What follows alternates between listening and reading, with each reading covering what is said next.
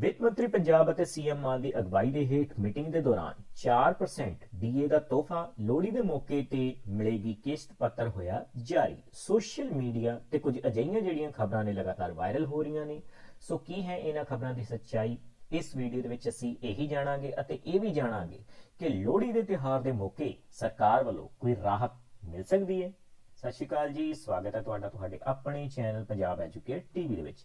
ਦੋਸਤੋ, ਇਹ ਜਿਹੀਆਂ ਖਬਰਾਂ ਵੇਖਣ ਦੇ ਲਈ ਆਪਣੇ ਚੈਨਲ ਪੰਜਾਬ ਐਜੂਕੇਟ ਟੀਵੀ ਨੂੰ ਸਬਸਕ੍ਰਾਈਬ ਕਰਨਾ ਨਾ ਭੁੱਲਿਓ। ਦਿਨ ਚੜ੍ਹਦੇ ਇੱਕ ਵੱਡੀ ਤੇ ਅਹਿਮ ਜਾਣਕਾਰੀ ਸਾਹਮਣੇ ਆ ਰਹੀ ਹੈ, ਜਿਸ ਦੇ ਮੁਤਾਬਕ ਕਿਹਾ ਜਾ ਰਿਹਾ ਹੈ ਕਿ ਲੋਹੜੀ ਦੇ ਮੌਕੇ ਤੇ 4% ਡੀਏ ਦੀ ਕਿਸ਼ਤ ਜਿਹੜੀ ਜਾਰੀ ਕੀਤੀ ਜਾ ਸਕਦੀ ਹੈ, ਜਿਸ ਸੰਬੰਧੀ ਪੱਤਰ ਵੀ ਜਾਰੀ ਹੋ ਸਕਦਾ ਹੈ।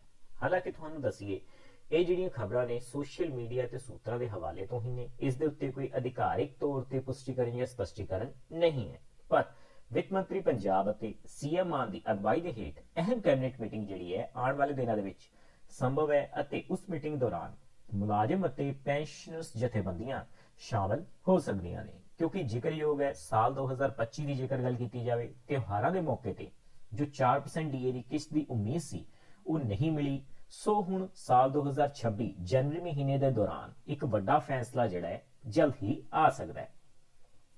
ਜੇਕਰ ਗੱਲ ਕੀਤੀ ਜਾਵੇ ਕੋਰਟ ਦੇ ਹੁਕਮਾਂ ਤੋਂ ਬਾਅਦ ਸਰਕਾਰ ਦੇ ਉੱਤੇ ਜੋ ਦਬਾਅ ਹੈ ਲਗਾਤਾਰ ਵਧਿਆ ਹੈ, ਜਿਸ ਤੋਂ ਬਾਅਦ ਪੰਜਾਬ ਰਾਜ ਦੇ ਮੁਲਾਜ਼ਮਾਂ ਤੇ ਪੈਨਸ਼ਨਰਸ ਦੀਆਂ ਜਿਹੜੀਆਂ ਹੱਕੀ ਮੰਗਾਂ ਨੇ, ਚਾਹੇ ਉਹ 2.59 ਪੇ ਸਕੇਲ ਨੂੰ ਲੈ ਕੇ ਹੋਵੇ, ਪੈਂਡਿੰਗ 16% ਡੀਏ ਦੀਆਂ 3 ਕਿਸ਼ਤਾਂ ਨੂੰ ਲੈ ਕੇ ਹੋਵੇ, ਜਾਂ ਫਿਰ ਤਕਰੀਬਨ 5.5 ਸਾਲਾਂ ਦਾ 18,000 ਕਰੋੜ ਦਾ ਬਕਾਇਆ ਹੀ ਕਿਉਂ ਨਾ ਹੋਵੇ।